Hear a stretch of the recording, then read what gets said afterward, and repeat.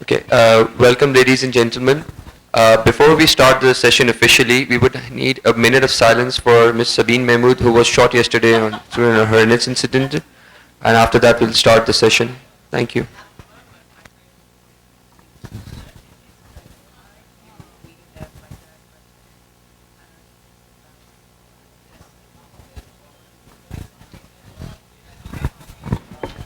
The topic of our next session is winning the Pulitzer Prize.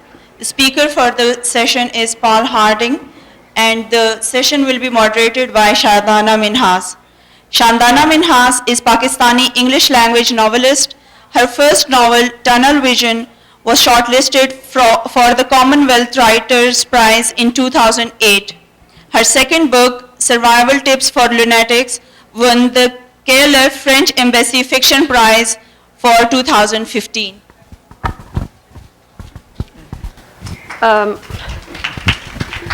I'd like to introduce the person I will be in conversation with, Paul Harding. Paul Harding is an American writer. His first novel, Tinkers, won the Pulitzer Prize in 2010. His second novel, Enon, was published in 2013. In a previous incarnation, he was a drummer in a band. But he has since been writing and teaching creative writing at places including Harvard, and he's currently visiting faculty at the at the Iowa Writers Workshop at the University of Iowa. Right? That's what it says. Right. Yes. Yeah. So the topic of our conversation is winning the Pulitzer Prize. Let me tell you a bit about the prize first. So the Pulitzer has been a prize awarded by Columbia University in New York since 1917 to honor excellence in journalism and the arts. It gets a lot of press because of the journalism awards. The financial prize itself for the arts are not so high. The financial rewards aren't so high, but the creative prestige is tremendous. Another interesting fact for the nationalists in the audience, the year that Paul won the Pulitzer, one of the finalists, the other finalist was Daniel Moinuddin, who was a Pakistani-American writer who wrote in Other Rooms, Other Wonders. So I'd like to begin, Paul, by asking you to tell the story of the 3 years before Tinkers was published. Well, Tinkers was, the genesis for Tinkers was basically recounting in fiction the stories that my maternal grandfather told me and my cousins about his life growing up in the state of Maine. He and my grandmother grew up very poor, had very, very difficult lives, made their way, as they would call it, from Maine down to Massachusetts, just near Boston, and so we always knew that they had very difficult lives, but we couldn't get them to elaborate on those lives. They had a kind of generational tact. Their attitude was, what happened up in the woods stays up in the woods. With the consequence for me that those stories were all the more fascinating to me, interesting to me. So I began to write write the book as a series of vignettes that had as their germs some little bit of family history that was factual, but there was so little fact that I wrote them up into imagined versions. I wrote them up into fictional versions. I worked on the novel for 3 or 4 years, and when I was ready to have it published, I was quite confident of it being published because I had gone to the Iowa Writers Workshop, which in the United States is supposed to mean the publishers are going to come to you asking how big a check they can write you. And what I met with was unanimous rejection. Every editor and every agent to whom I sent the book said with varying degrees of civility no, or lack of civility.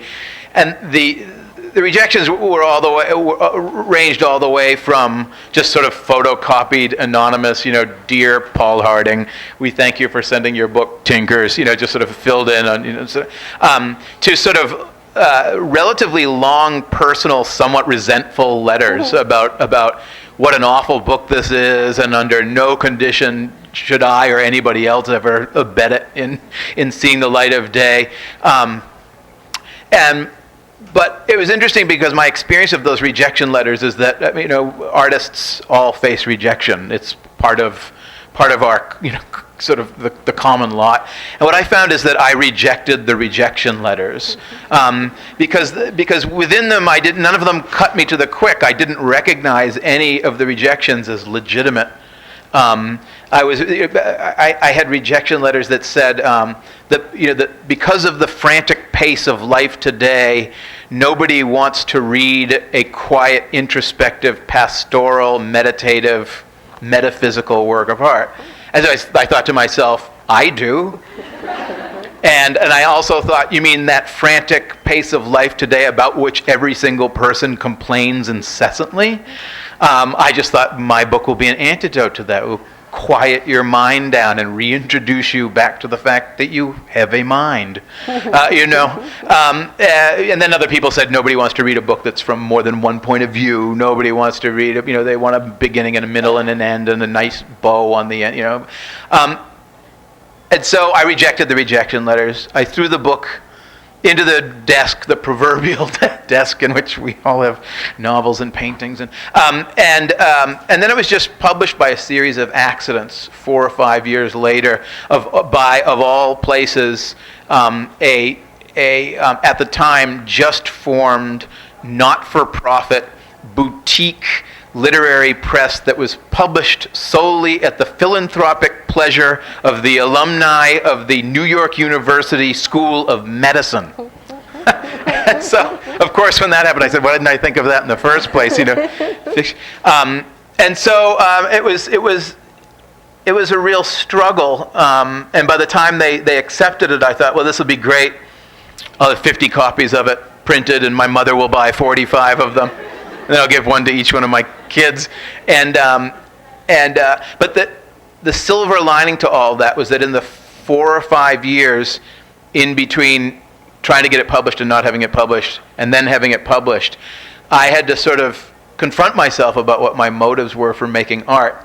I really had to reconcile myself with the possibility, actually at the time, the stark fact of I was going to be a writer who made art for art's sake.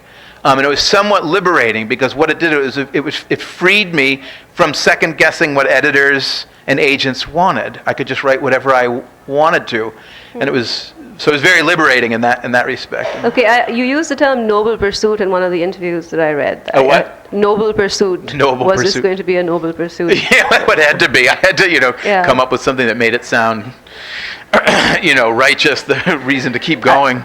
Did you, at any point when you were receiving these rejection letters, did you ever write back? I mean, you must have obviously written back in your head, but did you actually? Well, I have to say, no, I never wrote back, but I do have to say that when the book won the Pulitzer, this sort of list of people went through my mind saying, I told you, I told you, I told you, I told you.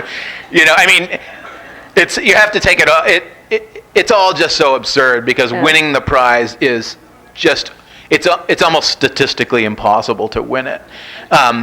Particularly being a first-time novelist, and the novel was so small. The last couple of, the prize almost immediately reverted back to being given to just hugely successful. With a huge budget behind them. Novel, yeah, they do, and so the year that Tinkers won, there was a lot of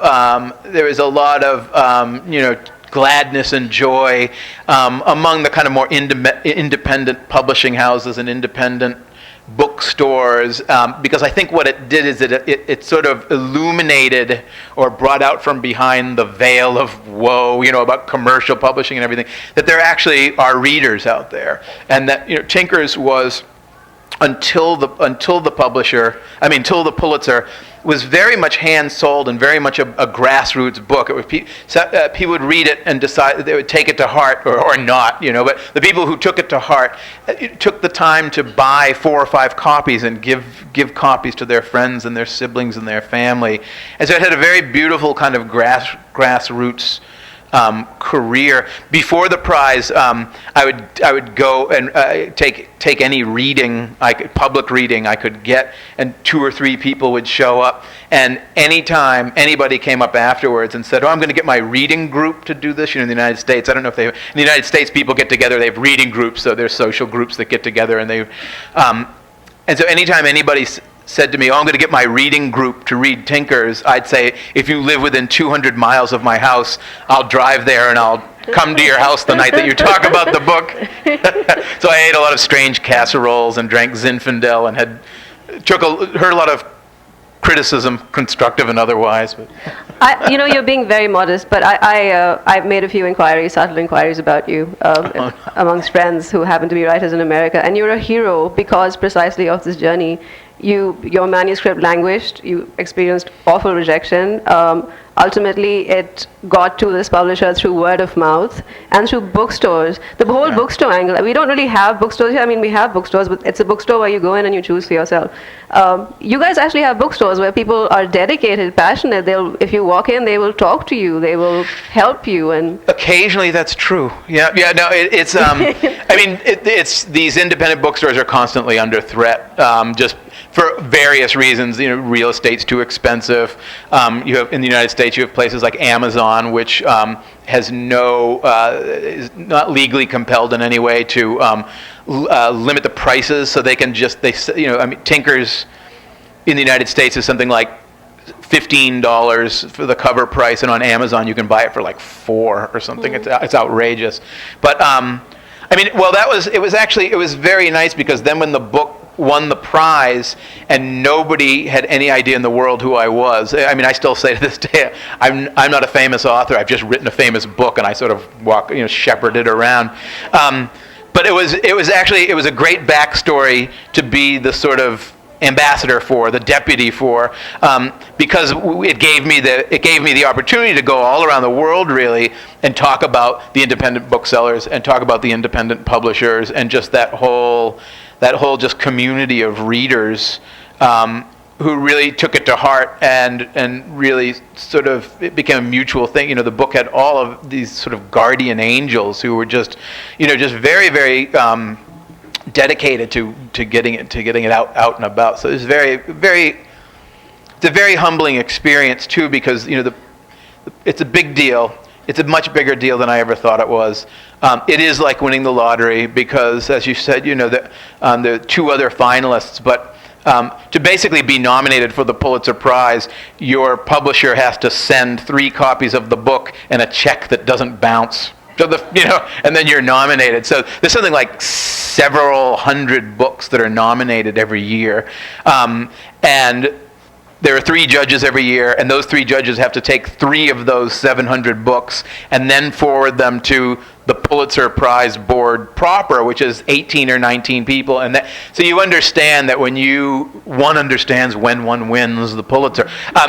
You understand that when you win, it could have been any of a number, dozens of other incredibly artful, worthy books, and you just do a series of through just a series of relatively lucky breaks, won it.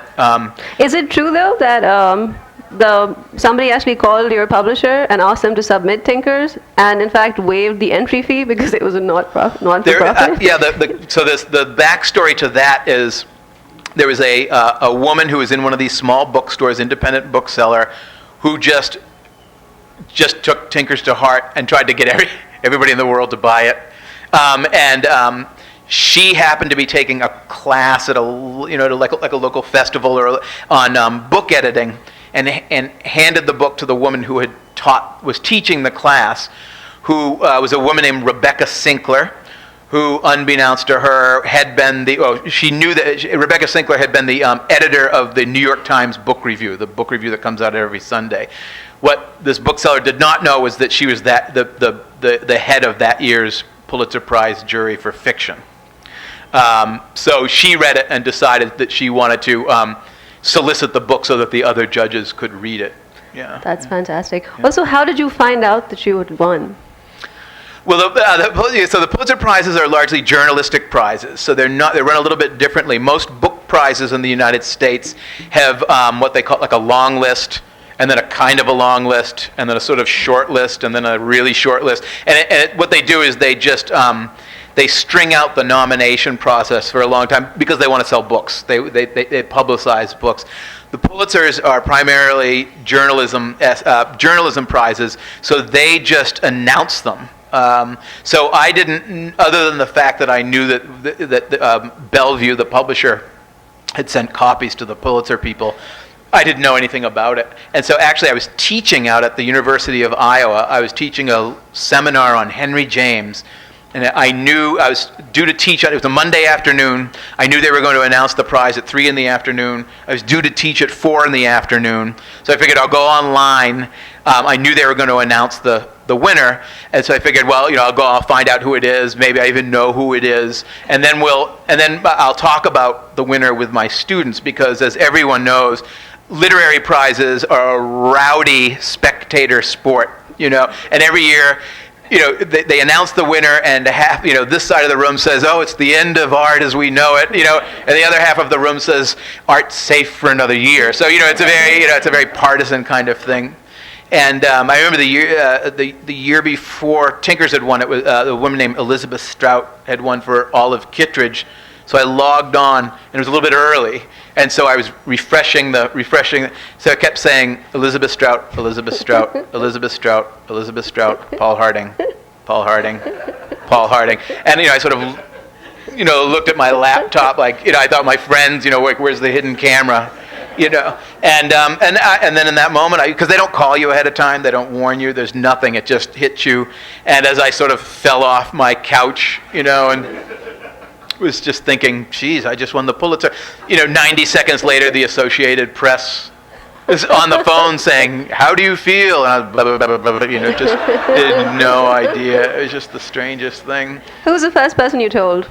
I don't know. I think I called my wife. I called my wife, and then my editor called, and she just screamed and screamed and screamed.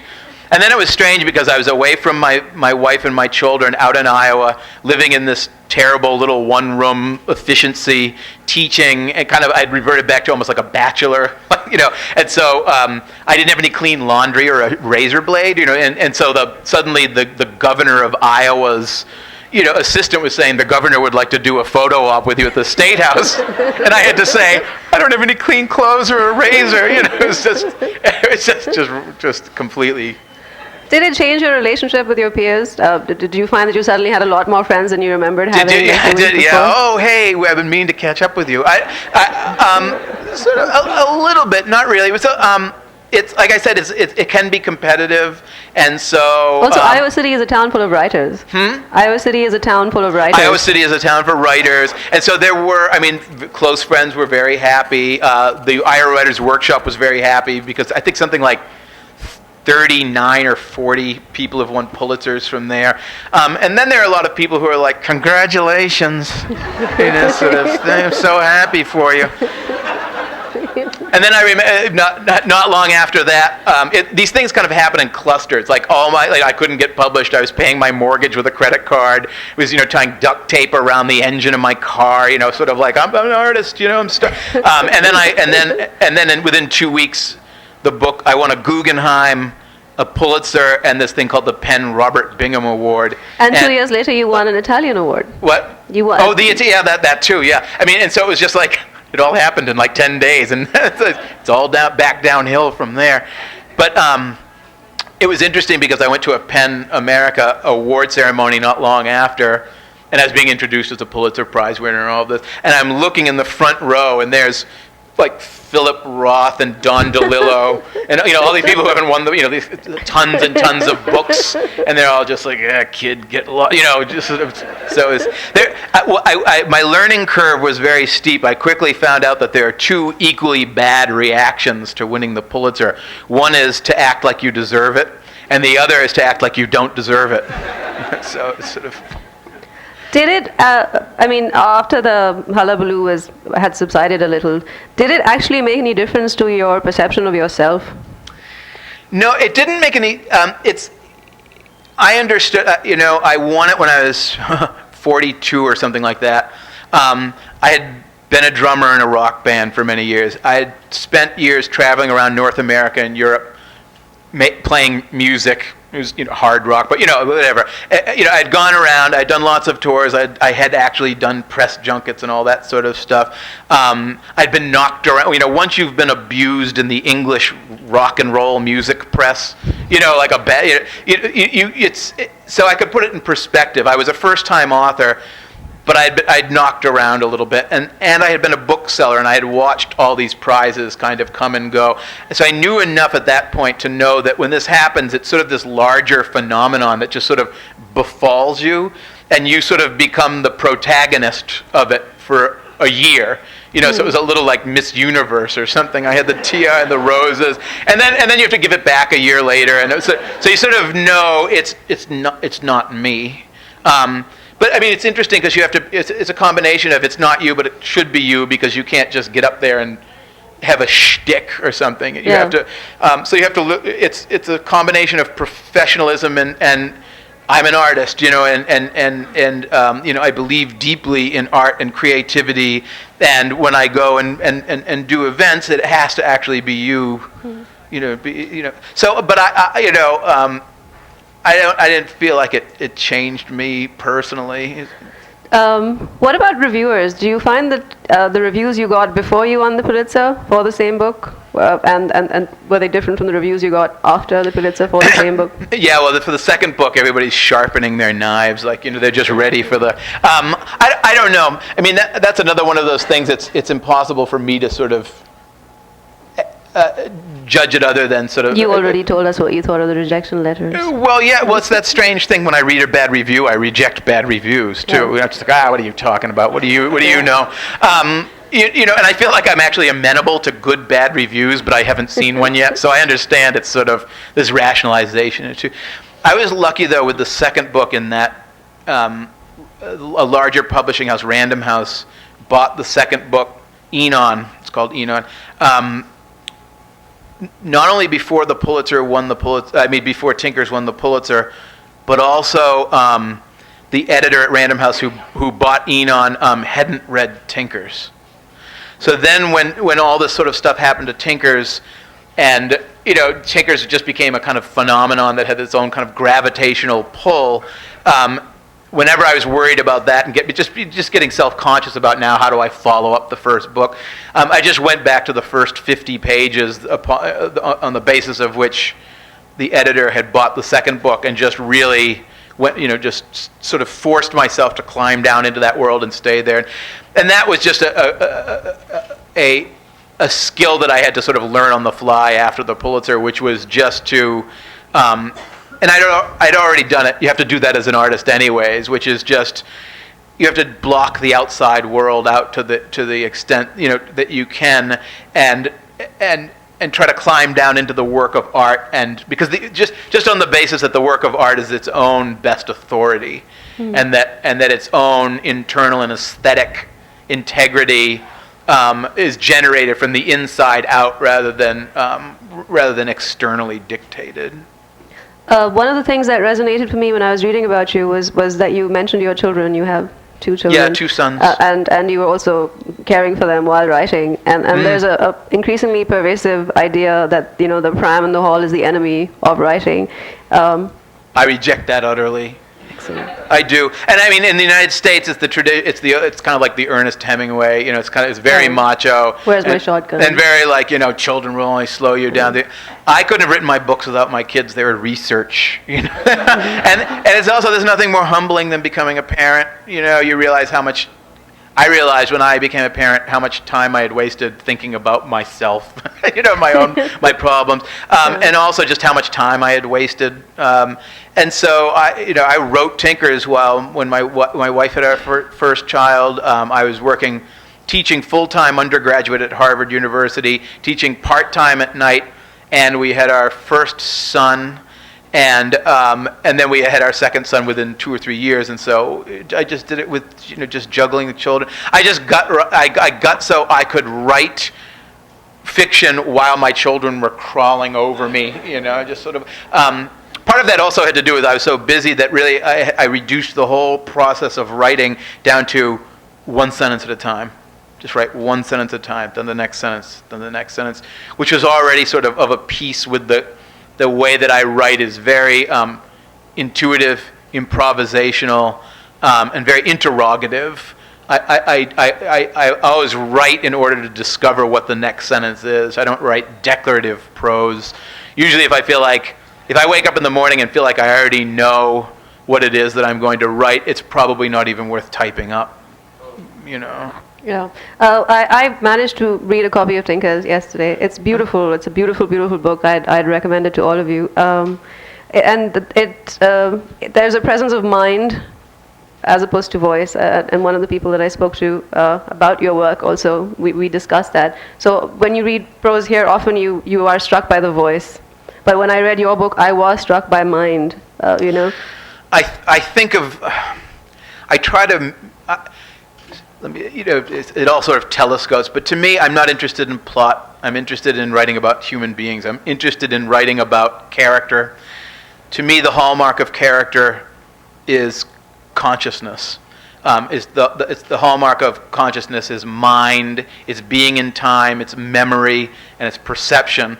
So I want my books to read as if you are experiencing another consciousness. And Tinkers, it's sort of a familial consciousness. One of the things I did was I made the three protagonists, say, are all men in the same family, and I made their consciousness permeable. So the point of view, it's like almost osmosis. The narrative moves in and out of what is this kind of larger familial consciousness. But I'm interested in mind. I'm interested in the primacy of experience and of mind. I write experiential prose. I never mean to dictate or to write declarative prose or to write I guess declarative or explanatory. I don't mean to. I mean for my work to just be no more, no less than descriptions of experience that approach something like the complexity of actually being conscious. Is that maturity of approach something that you've always had, or did it have to do with the fact that you spent, your early 20s being a drummer in a rock band, and perhaps maybe grew? I don't know. Yeah, I think it's just always that. I mean, it's sort of the cultural milieu out of which I grew up in New England, which is that kind of old Protestant sort of. It's the I and thou. It's you have been privileged enough to be given your own. You have your given humanity, and what you are meant to do with that is to live. It's the considered life. It's a very provincial, localized version of the considered life. The idea that you've been given this experience, and your job is to be thoughtful about it and to meditate on it. And so when I think of Tinkers, for example, is very, very steeped in the local landscape. But I don't ever write about landscape per se. So there's a lot of pastoralism. It's sort of lyrical, pastoral, but it's never just to write about the sunlight going through the creek water and the birch. I call it birch bark metaphysics, But it's never meant to merely be landscape. Its landscape is refracted through the perception of it as a means of illuminating character. Okay. Everybody got that? It's Okay. quite simple. I can. It's very. I mean, and this is where I come from, such a provincial place that I think everybody knows this already. So I come to Islamabad and say, "Don't you know you're Ralph Waldo Emerson?" But there is this tradition of this transcendentalism, this New England transcendentalism, which is very much Herman Melville, Hawthorne, all of these writers. So it's just very experiential. And the other thing is just. Your job is to, under no circumstances are you ever to try to coerce anybody else or demand of them that they make of their experience what you make of yours. So that's that, again, that interrogative as opposed to propaganda. Yeah. So the other prizes that you won, the Penn Robert W. Bingham Award in 2010, yeah. and then the Italian Award, which is an award to celebrate American literature in Italy. In Italy, yeah. Yeah. Do they feel different every time you win something? Yeah, they do. I mean, every time I win something, I'm just sort of, I still feel like somebody's playing a practical joke on. One of my friends from home is playing a practical joke on me, and then I mean, but it's just always very humbling. I feel like it's just a vote of confidence from a group of peers, or people have taken your work to heart, and they have the opportunity to offer you this award as a token of, they feel, I take it as people have read my art and they feel like it's been written in good faith, and that any kind of a prize or anything is just a token of an encouragement to keep writing in good faith, That's a great way to look at it. But there's a bit of kerfuffle about prizes in general. The Pulitzer is only open to Americans. Right. And a couple of years ago, the Booker Prize, which is a huge award in Europe, Right. open to Americans. Yeah. And Europe and the Commonwealth, what used to be the Commonwealth, were not happy. I apologize on behalf of America. What? How do I feel? From America, what did it look like? I mean, I don't know. I mean, on the one level, the Pulitzers, it's their prerogative to give it to whoever they want. I feel with the Booker, there's the and now, it's the Folio Prize. It's a new prize that was instituted, I think, in order to remedy what it saw as the exclusion of American writers from the Booker. I don't know. I mean, it just has to be my opinion about these things is very, very anecdotal. I mean, because I grew up, when I worked in bookstores, every year you read the Pulitzer, the Booker, and just, any prize that you heard of was just generally a good guide to, this is a book that's worth your attention for one reason or another. I mean, I think there's a lot to be said for keeping certain book prizes regional, because then you know that it's just, you're going to get at least a book that was widely considered worthy of attention from a particular place and a particular time, as opposed to if it's wide open. As we said earlier, these things they can be very political. And I mean, the Booker from the United States, the Booker looks like nothing could be more political than the Booker. I mean, it's just, because I think the Booker, who the jury is beforehand. Yes. In the Pulitzer, they have to sign non-disclosure agreements, and they only announce the jury afterwards. So the Booker seems like it's a much more kind of wide open kind of. It's almost like controversy is sort of built into it. It is, and there are questions about the makeup of the jury and the prevalence of white older men of certain class. Yeah. Partly in response to that, there's also now, and there has been for several years, a prize for women's fiction. The Orange Prize? It used to be the Orange Prize, it's now the Bailey's Prize. Yeah. A huge influence on you when you were at the Iowa Writers Workshop was Marilyn Robinson. Yeah, oh yeah, she's my who's mentor. a wonderful, wonderful, wonderful writer. Astonishing, yeah. Do you have an opinion on prizes specifically for women? I mean, for me, it seems to be like a, what? I don't know. I mean, Why are we not allowed to compete on a level playing field? I don't know, because Marilyn has also won every other single award that you possibly could. I mean, I don't know. I mean, I'd like to think, if there's an award for women, is it because I want to think that it comes out of some gesture of trying to redress a perceived imbalance. I don't know, I don't know enough about the Orange Prize to. I mean, because I certainly don't feel excluded from it because I'm a man. I sort of feel like, so I don't know. I mean, I just haven't really thought about it. Because I feel like in the United States, the Pulitzer Prize juries is often consist of women as they consist of men. And it changes every year, right? And it changes every year. There's 3 different judges every year. I feel like, Donna Tartt won last year. Jennifer Egan won the year before. There's a fair balance. I mean, I think these things are always they're always imperfect.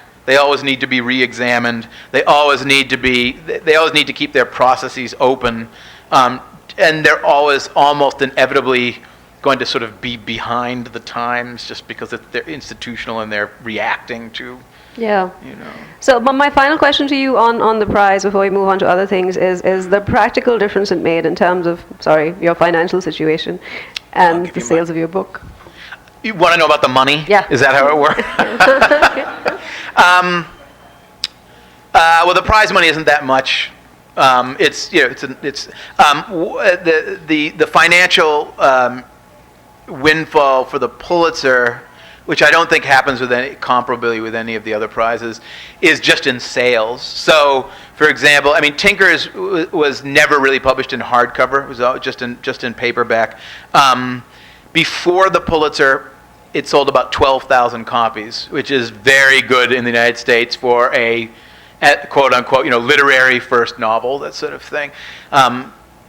Since the Pulitzer Prize, it has sold in the United States anyway something like 600,000 copies, and that's sort of by far the most. I'm by far the most lowly Pulitzer Prize. I'm like the least of the Pulitzer. I think they regularly sell 1.5 million or 2 million copies afterwards.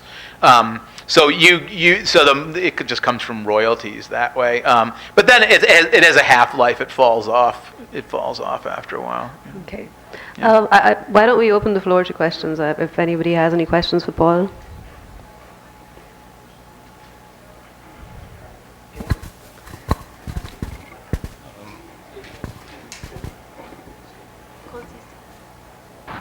Thank you very much, Paul, for your very excellent presentation. I'm sorry I didn't read your Sorry, novel. 1 second. There's going to be... Yeah. Before we start the question and answer session, we would appreciate if you can only keep your questions precise and short, and kindly refrain from making any outrageous statement. Thank you. That doesn't apply to you, Paul. I was going to say, can I make outrageous statements? I wouldn't be able to. Well, I'm sorry I didn't read your novel, but we have one thing in common. You teach at Harvard, and I was a student there 30 years ago. Oh, no kidding. Yeah. So my question is that I have been visiting USA frequently, and my concern is that the bookstores, either they are closing down or shrinking. For example, Border closed down, was one of the biggest, and last year I went to Barnes and Noble, and they shrank. They almost did half of their bookstore, and they brought in toys and tea and something like that, coffee. So what do you think, how is it affecting the authors, and how do you see 10 years down the line, there will be any bookstore in USA, or it will be all e-books? I don't know. I mean, I think the pressure on bookstores. What I've found in maybe the last 10 years is you had all the independent bookstores, and then the big bookstore chains came along, like Barnes and Noble. There was a chain called Borders. I think in like the UK there was Waterstones or something. And so then that was going to be the death of the independent bookstore because Barnes and Noble was going to crush everything. And then Amazon came along and actually destroyed all the really big bookstore chains, so that now, Barnes and Noble still has the same cubic footage, but now they just have 12,000 copies of the 5 most famous books at any given time, rather than a depth of stock. One of the things about that is that it's actually made it seems to have made space again for small independent bookstores again. It's still tough though, because it's tough to get, like, say, for a small independent bookstore to afford real estate space in New York City. I mean, it's just very difficult. It's just an ongoing thing. With ebooks, I'm not sure. I don't know. I mean, I'm sort of a generation. To me. And I don't mean to be romantic about it. To me, it's got to be a book. It has to be for it to kind of exist. I need to be able to hold it. There's something aesthetic about it or whatever. But I have no objection. Like, if people are still writing good books, I don't care if people read my books on an e-tablet. I also think that we're still kind of in the middle of sort of e-books and e-readers just sort of it's like water finding its own level. I think it'll sort of level off at a certain point. But I don't know, because I think my feeling is that in the United States, everywhere, is that there are as many, if not more, wonderful books being written than ever.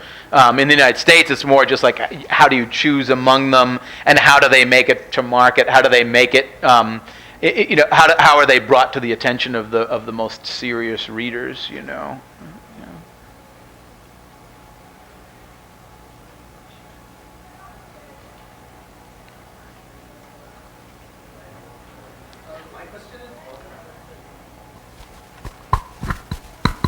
My question is, who do you write for in the first place? And who should one write for to win some prize? Who should win prizes? Who should you write for to win a prize? Oh, who you should write for yourself. I mean, it's a strange thing. It's one of the things I love about art is that art not only accepts but it embraces paradox. And one of the things that I found is that the best way to be solicitous of the reader is to not think of her or him at all while I'm writing. I just try to write the absolute best book that I can, and try to have faith in the fact that if it's a book that if I can write a book that I want to read, there'll be other people who want to read it. As an author, you have to be very careful too, because you can anticipate criticism, and you can end up writing, instead of writing the real book, you can write in anticipation of antagonism. And so it sounds very counterintuitive, but one of the things I always tell my writing students is, always write your books. Three of the things I always tell them is, write the kind of book that you'd like to read. Always write your books for the smartest readers you can imagine. Don't write down to your readers. Always presume they're smarter than you are. And don't write your books for the people who won't like them. It's the strangest thing, So I write my birch bark metaphysics. If I pulled back on that, I'm only going to make the people who like birch bark metaphysics mad. Readers will self-select. So I just always try to, write. And just as a writer, I'm just trying to reproduce as a writer for my readers the experience I like most as a reader, which are those moments where you get finished with a book, a chapter, a passage, even a single sentence, and you just have to put the book down, and all at once you think to yourself, "That's absolutely true. I've always known it's true. I've never seen anybody put it into words." Those moments of recognition, of revelation, So.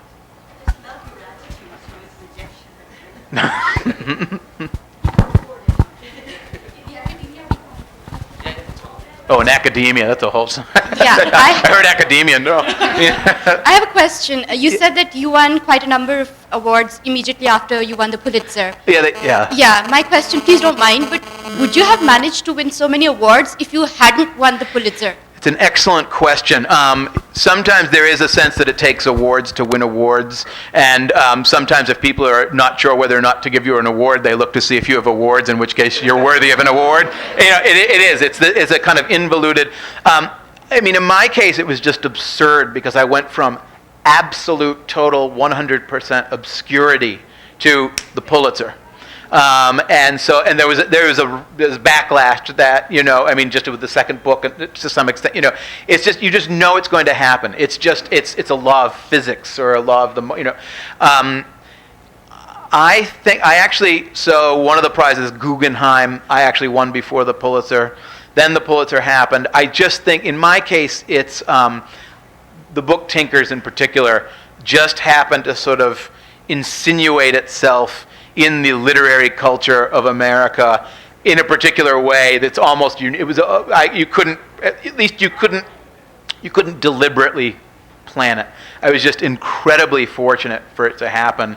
And it's the kind of thing that, in the United States, and it happens every 10 years. You think, oh, that guy who wrote that book, and it came out of nowhere, and nobody would, and it just happened that I was the protagonist of that story for one of the cycles, sort of.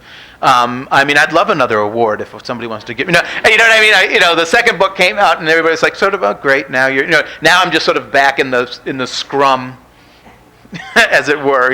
So yeah. Speeches.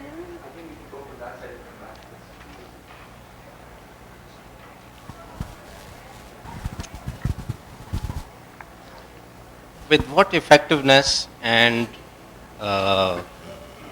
how effectively can you, a work of fiction, life writing can be made to merge into a work of fiction?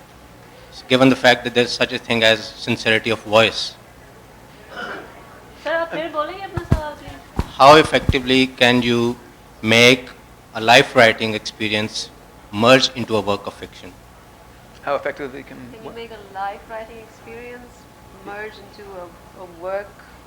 How effectively can you make a life writing experience into a work of merge fiction? Into a work of, basically he's asking about your process. Yeah. I'm sorry, and it's because I was a drummer for many years. I'm deaf. I'm clinically deaf. I can't understand, Boston English very well. I can't hear it very well. I don't, it's interesting because when I started trying to write, Tinkers was originally, I tried to write it as a memoir about my grandfather, with whom I was very, very close. He was like my father to me. And when I started trying to write up my experience having him as my grandfather, what I found was that when I wrote it as nonfiction, I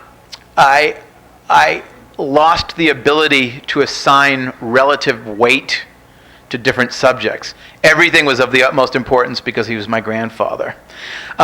Once I sort of took a little step back and made my grandfather into more like a fictional character or a voice that I distanced slightly from who he really was, then I could start actually writing about kind of the spiritual truth that was closer to what I thought about his life and his own father's life and all that sort of stuff.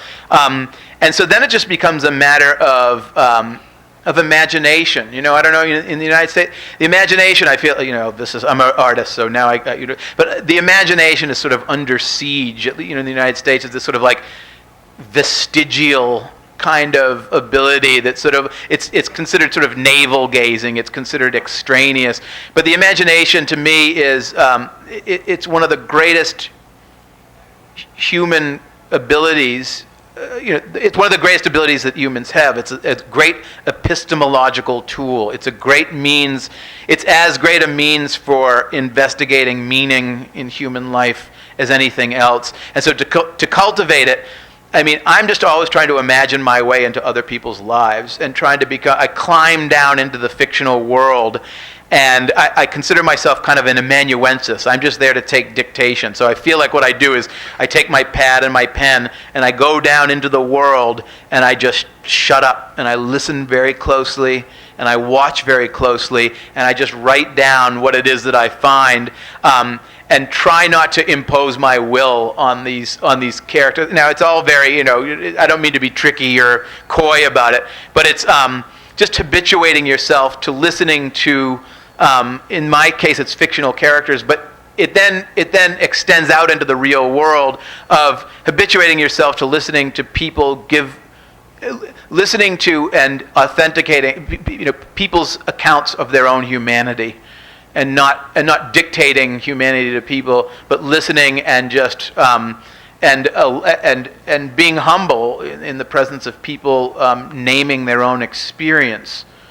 And as an artist, I habituate myself to doing that every single day, so that then when I go back out in my sort of as a citizen or whatever, I just find that I'm much more liable to extend that courtesy to other people just in my day-to-day life, to the extent that I try to just make it so that there's no discrepancy between my walking around time as a citizen and my time as a writer.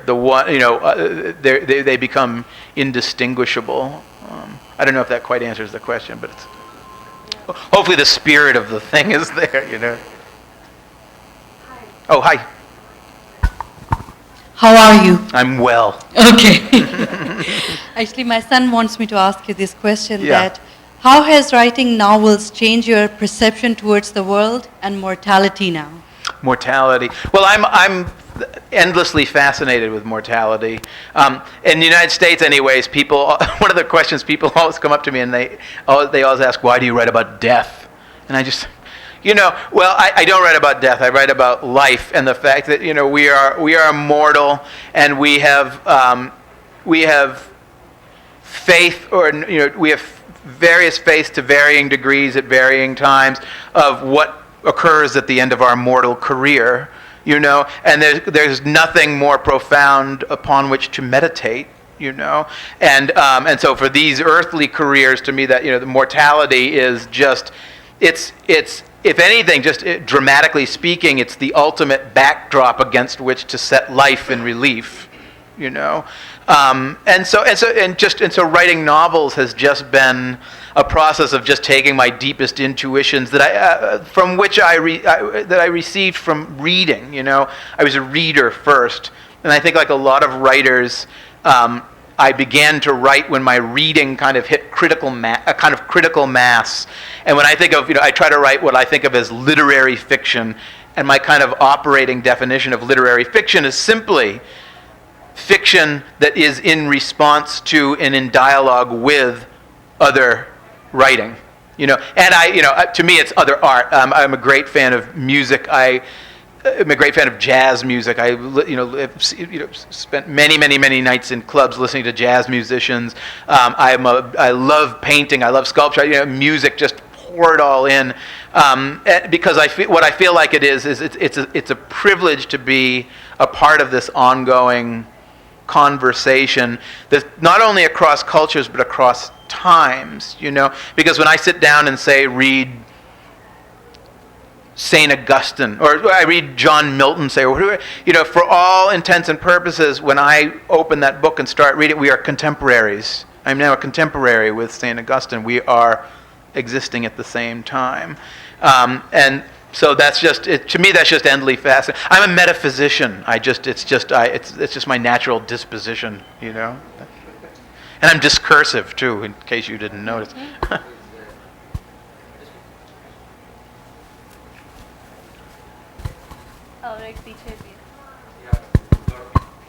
Hello, Paul. Thank you for being here, and I hope you're having good time in Pakistan.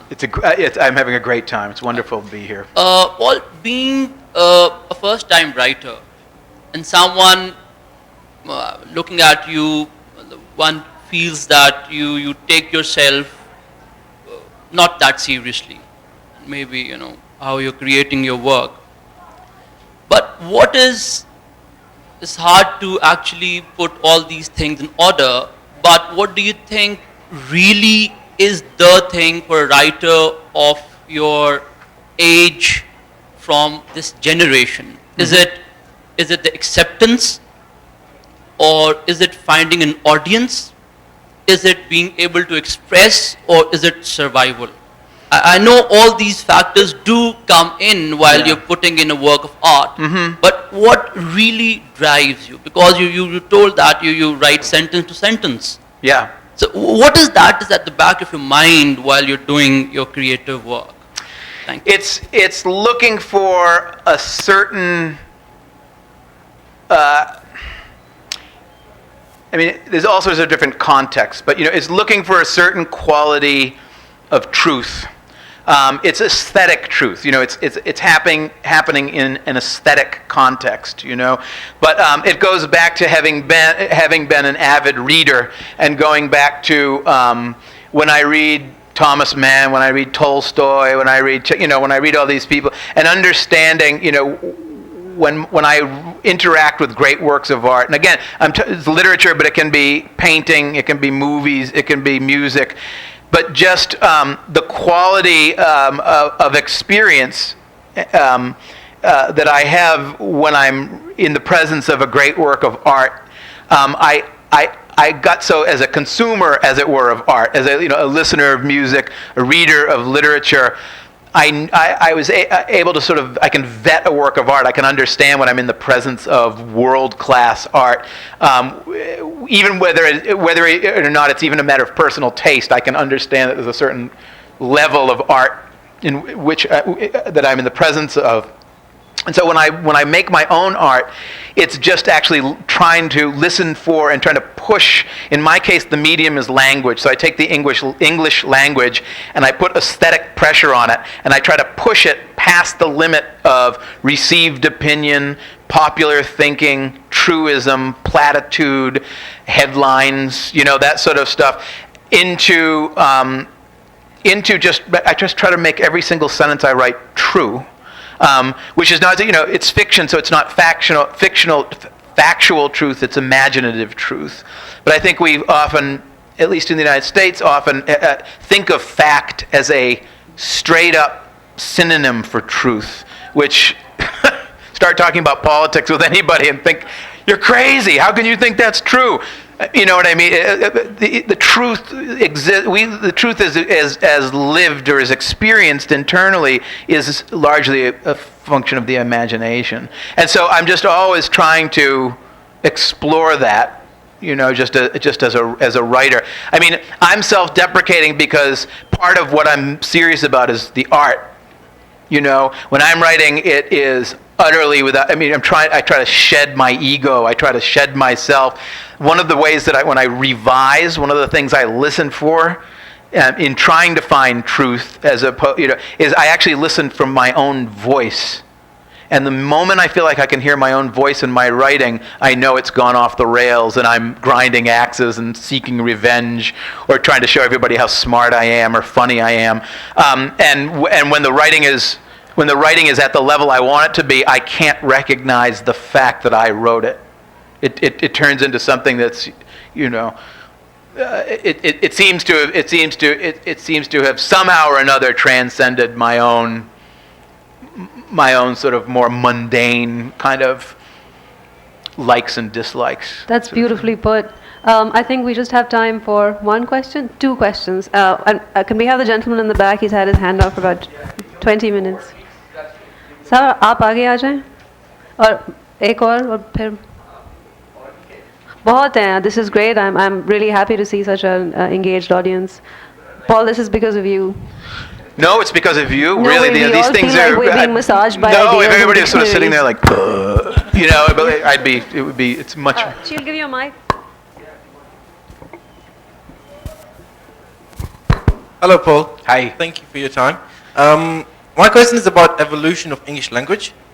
I don't know if you've come up with the terms like Americanisms and the cliches.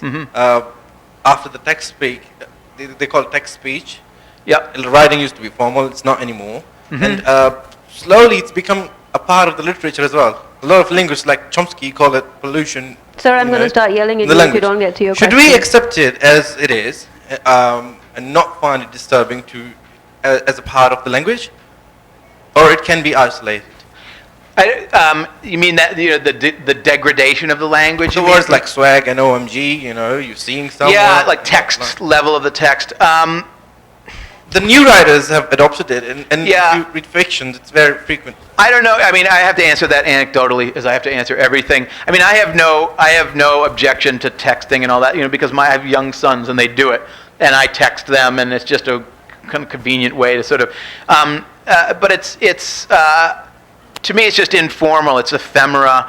I'm interested in artists who want to turn it into art. You know, Twitter. You know, can you write a 140-character poem? Great. You know, but the danger is then that you lose the ability to express yourself precisely, and you lose the ability to think precisely. And what you end up doing is you just end up thinking in, you know, people sort of have groupthink, sort of, you know, and the language degrades. I mean, I just feel like part of it's not like my mission as a writer or whatever, it's just a natural disposition, but there's somewhat of an antidote against that in that I'm always looking for, I mean, English is a very rich language, so I sort of read the dictionary while I'm eating my cereal in the morning, not to find exotic words, but always understanding that there is always a precise word for exactly whatever it is that I need to find on the page, and always trying to keep the language alive in terms of that. And so I feel like Tinkers and Enon they're for people who care about language, you know, and care about and don't mind finding some words they might not know. For me, the criteria is if I'm going to make you look a word up, it's just that when you look the word up and find the definition and then take it back to the text, it's exactly what it means, and you think, oh, great, so it deepens your understanding, it deepens the nuance of the meaning of the text, rather than there's Paul Harding with all of his 10-cent words. You know, like, and that goes back to that idea of, you know, the aesthetic, the difference in, you know, those kind of novels. I think, you know, my version of that is there's the type of novel where you finish it and your feeling is not, oh, I've just read a great work of art. your feeling is, oh, isn't author X, Y, or Z the smartest little thing I've ever come across? You know, writing that just sort of like demonstrates the brilliance of the writer, rather than writing that is, it feels like it's a work of art. That's one of the distinctions I would make for sure. Yeah. Hello. I have a small question. Just wanted to know. I haven't read the book yet. You wouldn't believe what I haven't read. No. I haven't read the book, ever... but I just wanted to know why the title Tinker. Why the title Tinkers? Oh, yeah. That's great. Partially because the original title was so embarrassing that I would never ever utter it, and you know, like I burned every reference. It was just very terrible. This is another example, actually, interestingly enough, of how provincial I am and where I come from, is because in the part of New England I'm from, a tinker is a very generic, no value, just value neutral term for somebody who's like a very modest door-to-door peddler or salesperson. In the United States, my great-grandfather was what was called a fuller brush salesman. And he actually had a little cart that he went around with, very, very impoverished rural Maine out in the woods, and you'd sell, you'd go to houses, and it was mostly selling to women, and it was, you'd sell the women their buckets and their mops and their brushes. It turns out that tinkers has all sorts of other meanings. Like, I was horrified to find out, in Ireland, it's a racial slur against gypsies. So I couldn't wait to get to Ireland and get on stage and say, I'm sorry. I mean, they knew that it had different meanings. But, and so there's the literal sense, tinkers. I also think of it as a verb tense, like tinkers, he tinkers, we one of the protagonists repairs clocks. So there's that idea of but there's also the idea of just negotiating your own mortality as you're tinkering. You're always kind of improvising and trying to come up with solutions and trying to sort of fit things together so they sort of click and make sense and don't kind of blow up in your face, that sort of thing. And so just that idea that we're all sort of improvising as we go along and doing the best we can to make coherent coherent little doodads of our lives or whatever. The metaphor breaks down if I go too far with it, but it's meant to be kind of open like that. Okay, I'm going to have a maximum of 3 more questions and we're going to end. But before you go to your question, I'd just like to say I've been listening to you, and unlike most people in this room, I feel enlivened by your vocabulary. And I've been thinking of this line from David Grossman listening to you speak, which is, sometimes the correct and precise use of language can be like a balm to a wound. I feel like that's true, and that's what I even mean about writing about what's true, saying what's true, not letting prefabricated, off the rack phraseology suffice, because I just feel like that's where a lot of misadventure takes place, and where a lot of complicity takes place. Not settling for anything less than the most precise expression possible. Yeah. I mean, I've been thinking about Ralph Waldo Emerson because he, and I feel like it's not. I'm incredibly humbled to be in Islamabad. It's just astonishing for me to be here. And one of the things I kept thinking on the plane ride over is an aphorism by Ralph Waldo Emerson, one of my favorite thinkers, who says, "Those who are unwise at home are unlikely to be made wise by going abroad." And I kept thinking, oh, here you go, All right. Would you like to go first? Yeah. Okay. I had this question. Has any Hollywood producer contacted you to adapt your book into a movie? And if not, if they do, I mean, how much involved? No.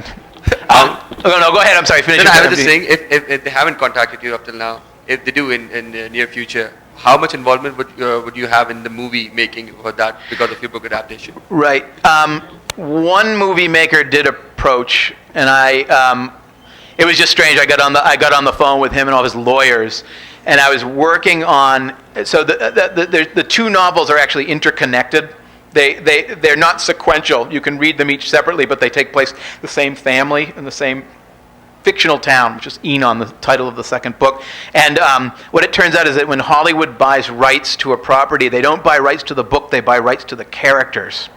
And so the lawyers that were on this conference call, when we were talking about Tinkers and I was writing Enon, they said, well, you need to send us whatever you have of Enon so we can start making sure that it works with what we... And I just said, I'm a novelist. I'm not writing a screenplay for you to option.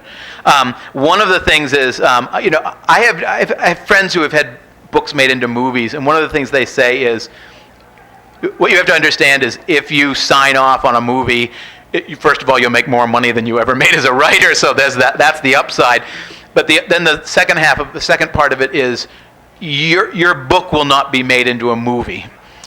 If you're lucky, a good movie will be made that was inspired by your book. Like, don't go looking to see your book on the screen. You'll only die of heartbreak before the first reel's done. That sort of thing.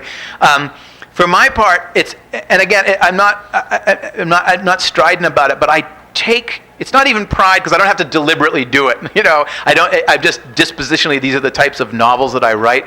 But I kind of like the fact that I don't think you could film Tinkers. I don't think you can film Tinkers either, unless it's waves. But I mean, because it's just very interior. Yeah. It's all experiential. So this sort of Enon, you possibly could, but it would be a guy lying on a couch. Anyway. But so I kind of like the idea that I'm a novelist who writes novels that are, because so many novels now, you feel like they signed the movie deal before they even wrote the novel. And I don't, more power to you, that sort of thing. But I like the idea that I write things that are they are works of art that are absolutely kind of exclusively of the medium and of the idiom in which they were created,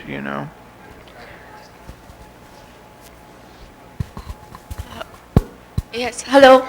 Hi. So, Mr. Harding, you were speaking of the language, and when you were talking of your kids and all, I don't know why, but I remembered of Sylvia Plath, and she says that my kids are crying and I can't write, and I don't have the time and all that. So all the words that you could not write, at some point in time it just hits you that this is all right, the next sentence is this one, and if you couldn't write it and you forgot, how do you kind of deal with that frustration? That's a good question. It's you have to be sort of melancholic, I guess, to be.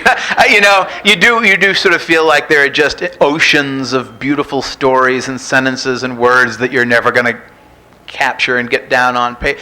But what I do is I just think that what persists is maybe not any given sentence might fly out the window while I'm washing the dishes or running after one of my sons because he's lit something on fire or something, is that I persist, and that my own sort of obsessions, my own aesthetic obsessions persist, and that if I don't get it this time, sooner or later I'm going to loop back to what's truly important to me. And so far it's just always been the case that happens. And it just keeps you going, you feel the ones that got, because I think another thing is I'm very idealistic. I feel like somewhere out in the universe there is the perfect version of Tinkers, and boy, I didn't get it down. And somewhere there was a perfect version of Enon, and so you can always try to do it better. There's there's that sense, but then I had to go pick up my kids at football, and then I lost it. But I think the same idea will come back around, and maybe I'll get it better than I ever could have imagined. So it's that idea of, it's just there's a kind of intensity. You just habituate yourself to always thinking and always engaging and about thinking about your art during every waking minute. You habituate yourself to it, and you're just always putting pressure on your own thinking and on the language, and just always trying to be as mindful as possible. And even then you understand it's all just going to be kind of leaking away. And you just hopefully what you do catch on the page is indicative of everything else too. It feels like even I got 150 pages down with Tinkers, but hopefully I always think, what I'm always going for is Tinkers is 150 pages long, but I hope it's 2,000 pages deep. The idea that it sets much more than its literal length resonating in the characters. Actually, I was struck by that too. It's about 191 pages and 40,000 words, 42,000 words. About 40,000. And we live in an age where people think that you have to write 80,000 words. Yeah, which What's up with that? I like maximum density too. Yeah. Maximum density coupled with maximum lucidity, clarity. I feel very democratic that way. The idea that I want to write about the profoundest things in a sophisticated manner as they can be put onto the page in the English language, but in a way that as many people as possible could read them and feel included within within the radius of their ideas. All right, we're going to have one last question. And I'm not, Paul, it's your job to pick one of these hands. Oh, no, oh my gosh, no, I can't, I'm sorry, I can't do that. We're not that heartless. Hi, I want to ask that, did you feel any sort of limitations while expressing your art? Any sort of limitation internally or externally, or, in the United States, the only external limitations would be, thinking about the marketplace, thinking about peers, thinking about sort of, being hip, being relevant. None of those, I'm bothered by none of those things. Tinkers was, people think of Tinkers as very archaic sounding. People would say, how did you get the book to sound so old? And I just had everybody, I wrote in grammatically correct English, without the OMGs and all that sort of stuff. I don't know, the limitations just, I have the luxury of, my limitations are my own. And I have the freedom and the luxury of being able to contemplate them at great length every day. I feel like my job every day is to get up and confront my own limitations of what I can think and what I can write. Those are the only limitations I feel.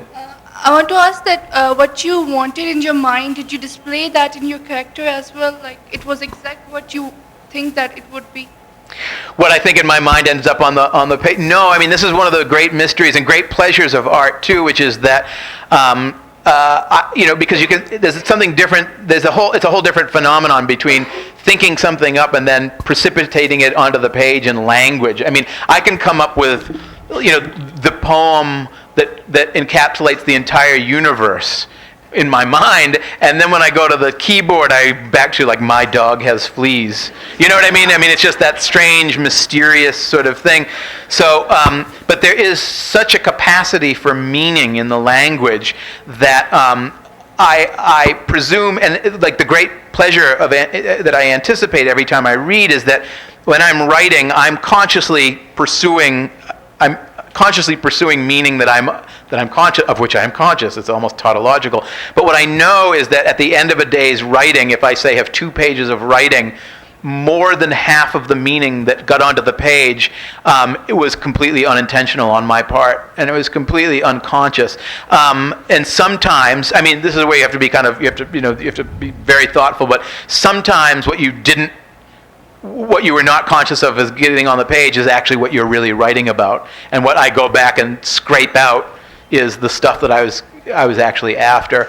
And there is this sort of this aesthetic kind of momentum that the writing and the subject will, if you've been working on, I work on novels, so they're larger, long-term projects.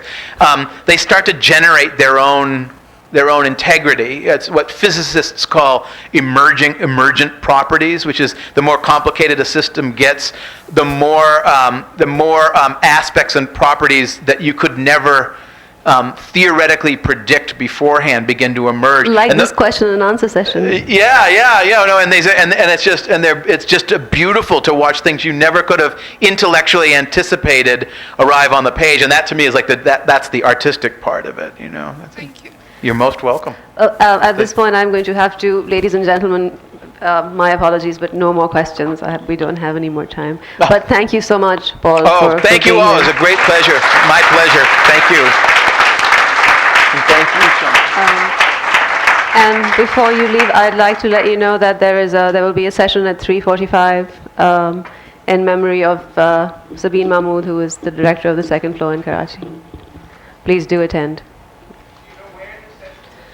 I think it will be in this room. Thank you, ladies and gentlemen. Our next session will start at 2:30 p.m. and that will be equally entertaining, hopefully. Thank you.